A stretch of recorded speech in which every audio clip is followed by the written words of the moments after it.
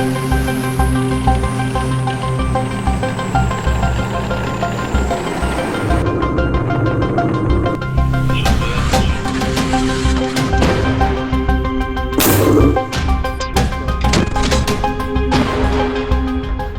और देश, एक और युद्ध। जी हां, इजराइल, हमास, हिजबुल्लाह और रूस और यूक्रेन के बाद एक नए देश में युद्ध ने दस्तक देकर दुनिया में हलचल मचा दी है। भले इस देश के लिए युद्ध और हत्याएं कोई नई बात नहीं है, लेकिन यूक्रेन वर्सेस रूस और फिर इजराइल वर्सेस हमास के जंगी टकराव की वजह से लंबे समय से ये देश खबरों से बाहर था। जी हम बात कर रहे हैं सीरिया की, उसी सीरिया की जो दुनिया में तबाही और बर्बादी की लंबे समय तक मिसाल बना रहा। हेलो दोस्तों, मैं हूं अरविंद योगराज। आज बात होगी सीरिया के विद्रोही तेवर और तबाही की। जंग ने दस्तक दी है उस देश में जहां जितने मोर्चे हैं उतने ही देश और उन देशों के अपने अपने हित। उत्तरी सीरिया में विद्रोही गुट ने एक बड़े शहर अलेप्पो पर कब्जा कर लिया है। इसके जवाब में सीरियाई वायुसेना और उसके रूसी सहयोगियों ने विद्रोहियों के शिविरों पर भारी गोला बारूदों से हमले किए हैं। सीरियाई सूत्रों ने बताया कि संयुक्त जवाबी कार्रवाई में सेना ने विद्रोहियों के बख्तरबंद वाहनों को निशाना बनाया, जो बुधवार को हमा शहर के उत्तरी ग्रामीण इलाके में मारेक शहर की ओर भागने की कोशिश कर रहे थे। सीरियाई हेलीकॉप्टर्स ने हमा के उत्तरी इलाके में हयात तहरीर अल शाम यानी HTS के ठिकानों पर हमला कर शहर पर दोबारा कब्जा कर लिया है। फ्रंट लाइन पर सुरक्षा बलों को मजबूत करने और विद्रोही गुटों के किसी भी हमले का सामना करने के लिए हथियारों का जखीरा हमा में भेज दिया गया है। 8 साल पहले रूस और ईरान समर्थित सैन्य बलों ने अलेप्पो के पूर्वी जिलों पर कब्जा करने वाले विद्रोहियों को खदेड़ दिया था। विद्रोहियों ने अभी अलेप्पो के दक्षिण और दक्षिण पश्चिम क्षेत्रों में अपना नियंत्रण बनाए रखा है। रूस और सीरिया की सेना ने विद्रोहियों के 11 ड्रोन्स को मार गिराया है।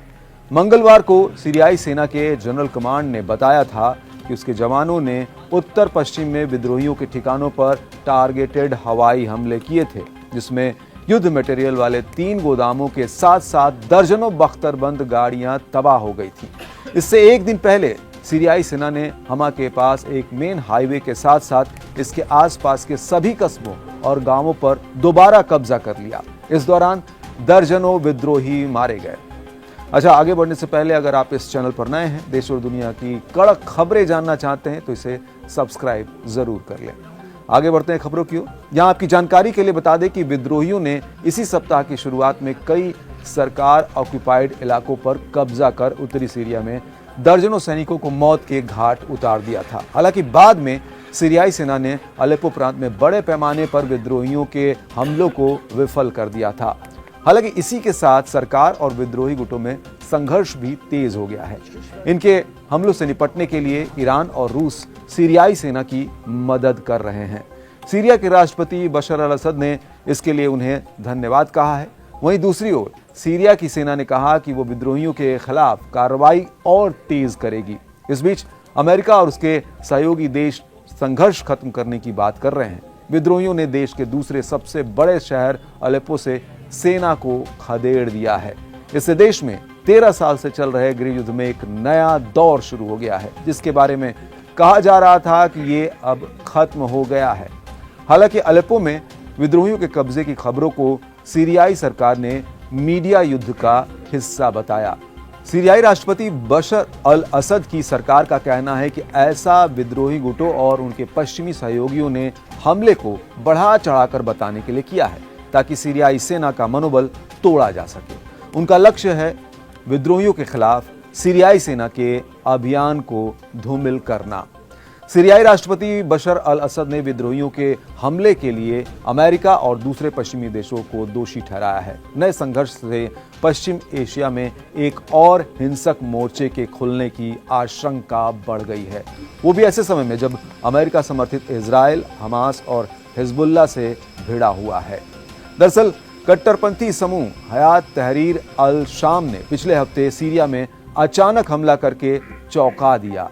ये गुट लंबे समय से देश का सबसे मजबूत विद्रोही गुट माना जाता है। इन विद्रोहियों ने 26 नवंबर को अचानक अलेप्पो के उत्तर और उत्तर पश्चिम के इलाकों से हमला किया और 29-30 नवंबर को वे शहर में घुस आए और सेना को वहां से खदेड़ दिया। इस टकराव से सीरिया में 13 साल से चल रहे गृह युद्ध में एक नया दौर शुरू हो गया है। ये 2016 के बाद पहली बार है जब अलेप्पो शहर का नियंत्रण असद सरकार से छिन गया है। 8 साल पहले सैन्य बलों ने अलेप्पो पर कब्जा करने वाले विद्रोहियों को खदेड़ दिया था। 2011 में असद सरकार के खिलाफ अरब स्प्रिंग विद्रोह से शुरू हुए युद्ध में करीब 5 लाख लोगों की मौत हो चुकी है।